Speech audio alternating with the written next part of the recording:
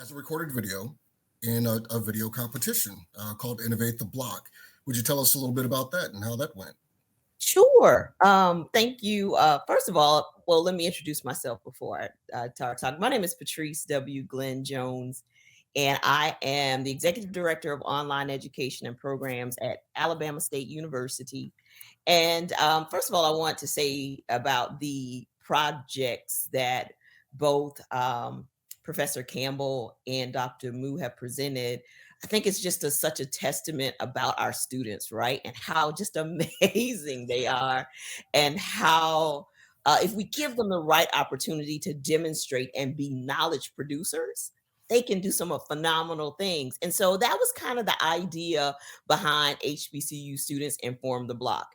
I had the pleasure of working uh, through across the campuses. So our project was funded by Morgan State FinTech Center, but unlike the other projects, our projects were for all HBCU campuses. And so we did a series of workshops starting in August where students they submit an intent to participate, that they were going to submit a video, and every month we held different information sessions where students and especially I learned so much about blockchain technology. Actually, Justin Cooper was one of our presenters. He did an amazing job. We also had Craig Fisher from the Department of Treasury and Brian Estes, who is the CIO of Off the Chain Capital. Venture capitalist, deals with a lot of money.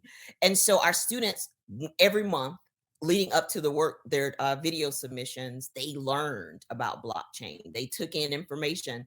But what's so astounding is the students came in with far more knowledge than I had. My impetus or my rationale for doing this particular project was based on how so many people get information, right? If you think about how the average person may get information, it's through some type of social media platform, whether it's a TikTok, and not to say that all the information we're getting is good, but whether it's TikTok, whether it's Instagram or whatever, Venmo, whatever these different, YouTube. And I thought videos are just how a lot of people consume information.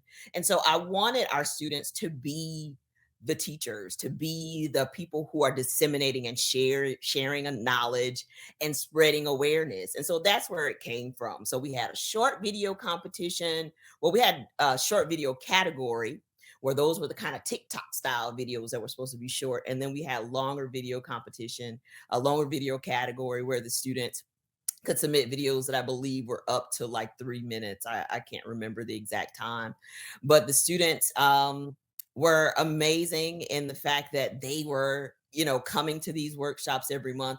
And what's interesting to note, right, is that not every student who was in those workshops submitted a video. And some of those students who were in those workshops did not at all, because they really are hungry for this type of knowledge and to learn more about it. So I think it's extremely important for us to just continue to push and to give them the opportunity to do the things like this HBCU Students Inform the Block, but also like what Dr. Moo and Professor Campbell have done, because it shows us who we are teaching, who we are educating, and we're passing essentially the baton to these amazing students who will one day be leaders in fields or one day be contributing to society in much of the same way that we are right now. The videos were ranged in the different approaches. Some of the students had group submissions, some had individual submissions, but it's just really a phenomenal space. And it was really a great experience for me, because I learned so much, not only from those workshops, but also just from conversations with students.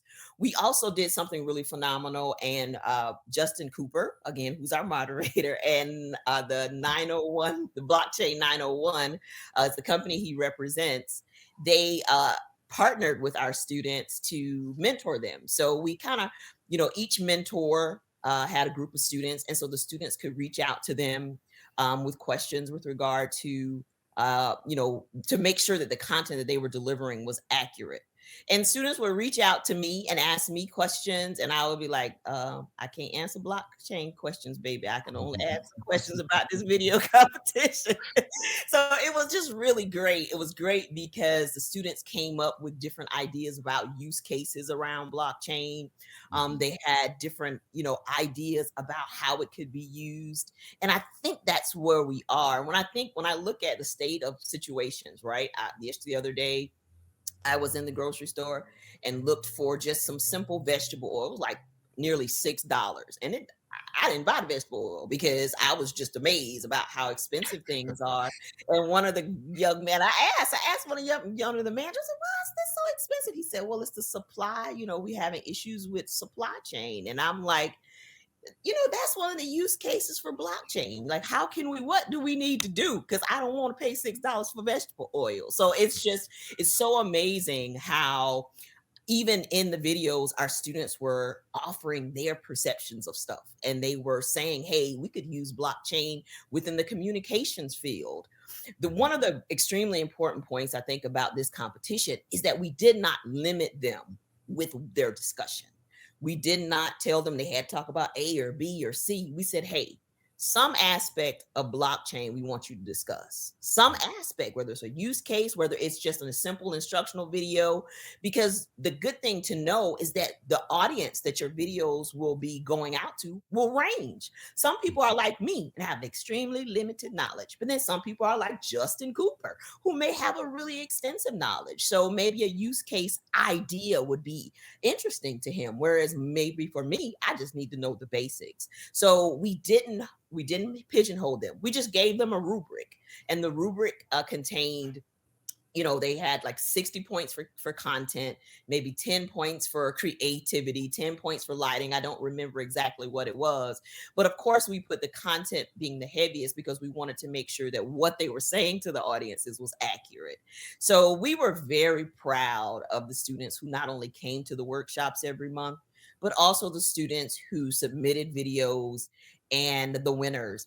The FinTech Center was very gracious in that every winner, we had 8 winners, 4 in each category, and they received cash prizes. So the top prizes for the short video was $1,000. Pretty good. I could use $1,000 on any day. And the Right. top video for the top prize for the long video was $2,000. And so it was really great. And it was really a good opportunity to reward them for their hard work. And we hope that they'll be using that toward tuition or books or buy cryptocurrency or something. But we didn't even pigeonhole them with that. For those of you who may be faculty members who are in this presentation today, we want to challenge you to think of creative and innovative ways to get your students to be knowledge producers in these spaces. And not just in the fintech space. Maybe you're here today and you are like me and can't even begin to ponder or think about that. But even whatever your respective field is, we want our students to really push themselves, because what you will find is that they're brilliant, they're amazing. They may struggle in different areas. Everybody can't write well, right? That's my area. That's my area. So I've been writing decently for over 25 years, but you would be amazed about what these students can produce if you give them the opportunity to demonstrate their strengths.